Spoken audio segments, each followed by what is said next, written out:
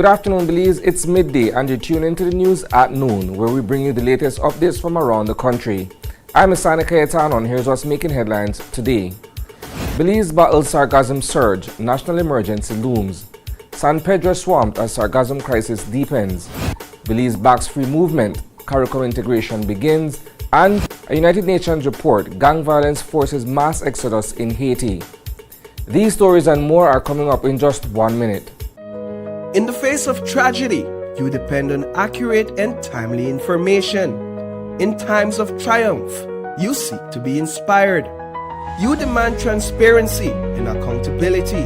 Your desire is to know and to understand, to be heard and seen.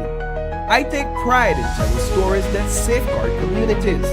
Your dedication and success live on through these reports. Getting to the truth is my duty. My unwavering commitment is to tell the stories that matter the most to you. I am News 5.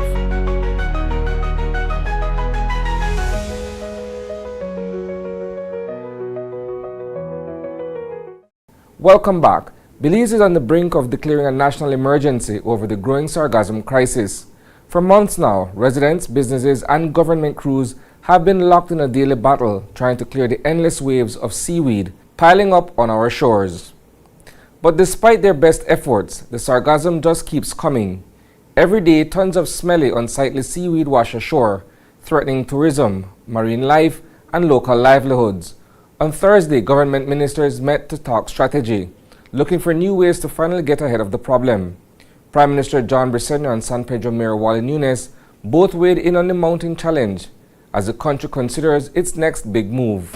I think we pretty soon will have to declare probably a national emergency and be able to move financing to help with the cleaning of the Sargasm.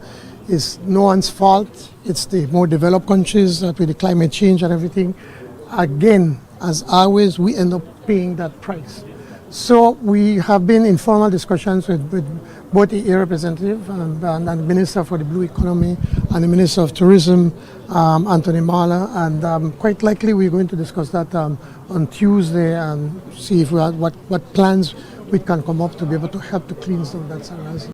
The Sargasm crisis is back with a vengeance, and while it's affecting coastlines across Belize, folks in San Pedro town are feeling it the hardest.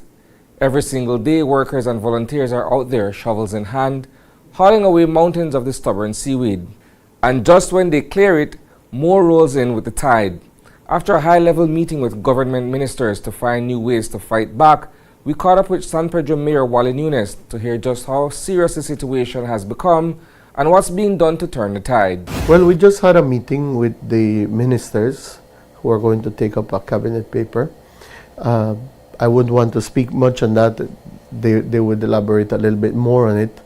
But yes, we're looking at more of a holistic approach with different stakeholders, the government, the private sector, the different government bodies to be able to work together, because it is a natural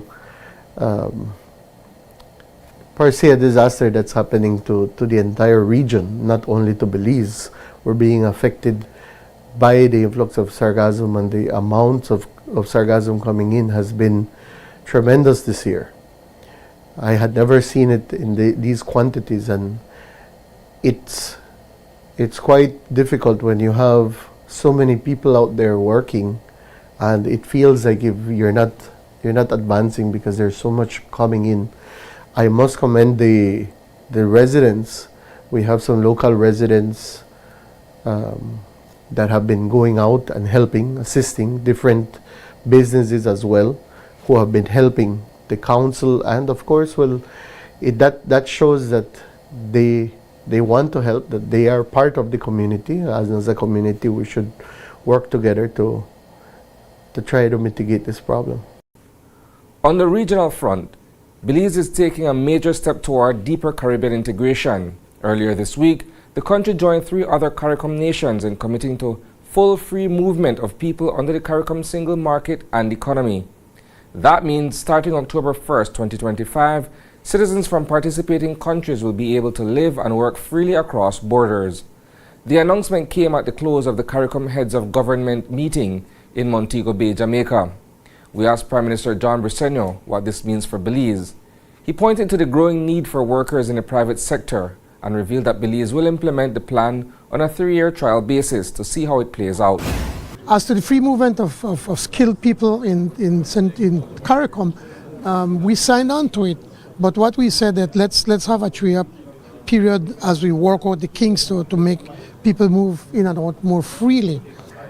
If you were to talk to the private sector, they will tell you that we need more people, we need more workers, we need workers desperately, not only at the lower level, but middle management and upper management.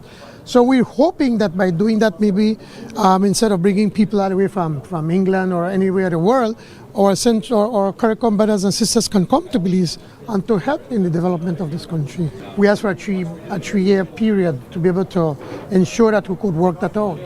And so no, we've signed on to it. We've been ratified. Well, we're not ratified, but with the cabinet. We have people here already from. Yes, I know, but now this is where now it is being signed through treaty, through CARICOM. And so we're just saying that we will work it through over the course of the next 3 years. We turn our attention to Haiti, where a new United Nations report paints a grim picture of escalating violence and human suffering. Since October of last year, gang-related attacks have surged beyond the capital, Port-au-Prince, spreading fear, destruction, and displacement across the country. One of the most chilling turning points came in Pointe-Saint, where mass killings in the lower Artibonite region marked a deadly shift in the ongoing conflict between gangs and so-called self-defense groups. That violence has only intensified, forcing entire communities to flee, like the town of Mirabolai, where all 100,000 residents were driven out earlier this year. The report highlights how gangs are tightening their grip along key routes in the north and center of the country, inching closer to the Dominican Republic. We take a closer look at the human toll and what the international community is saying about it. Escalating gang violence outside Port-au-Prince, where the presence of the state is extremely limited, has claimed over 1,000 lives and forced hundreds of thousands to flee since October 2024. Between the 1st of October 2024 and the 30th of June this year, the total number of killings across Haiti was 4,864. Of these, at least 1,018 people have been killed in Artibonite and Centre areas, as well as in Gantier and Fond Parisien in the west of the Port-au-Prince metropolitan area. The expansion of gang territorial control poses a major risk of spreading violence and increasing transnational trafficking in arms and people.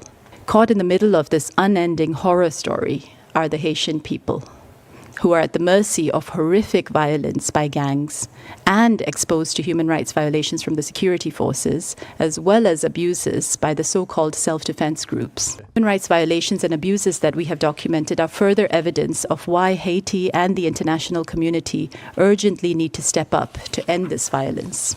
We call on the Haitian authorities to ensure police have the necessary resources to tackle the gangs with full respect for international human rights law. Specialized judicial units are needed to combat corruption and mass crimes, including sexual violence. It is crucial that the international community strengthens its support to the authorities, who bear the primary responsibility for protecting the Haitian population. That's a wrap for the news at noon, but don't worry, there's plenty more coming your way at 6 p.m. We'll dive deeper into these stories and more. In the meantime, visit greaterbelize.com and follow us on Facebook for real-time updates. And don't miss Open Your Eyes on Monday morning for fresh takes on today's headlines. Thanks for tuning in, Belize. Stay informed, stay inspired, and have a fantastic afternoon.